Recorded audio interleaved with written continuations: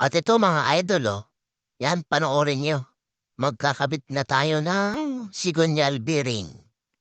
Ayan, ganyan lang ang ginagawa ko kapag, nagpe-press, 'yan. Ang gagawin mo lang, idasalpak mo lang yung bearing tapos ipe-press mo na. Tapos pakasunod niyan, 'pag sumagad na yun dun sa baba, ang kasunod naman niyan yung timing gear. Yung timing gear naman mayroong ano yan, mayroong mga ngipin-ngipin yan. Tapos mayroong yung sigonyal mayroong gatlayan na lagayan ng kunya. Dun mo itatama yung ngipin nung, timing gear.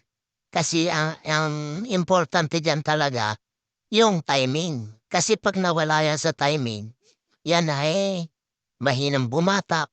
'Pag hinataw mo ay medyo palyado, minsan mahirap paandarin. Kahit ipa-tune up mo yan, kahit ipagalaw mo ang karburador niyan, yan ay talagang mahinang bumatak dahil wala nga sa timing yung kanyang timing gear. Pagka yan ay lumiwas ng kaunti lang, ay mahihirapan ng bumatak ang motor. Kaya't ayan talagang sinisilip kong mabuti yan. Dahil 'pag nawala nga yan, ay mayroong epekto talaga sa batak ng motor. Parang wala sa kondisyon, may nag-iisip na, "Ay, sa karburador 'yan." Tapos ay medyo mahirap paandarin, "Ay, sa karburador 'yan." Baka ay marumi, mga gano'n. Tapos paghataw ay umaano siya, pumapalya.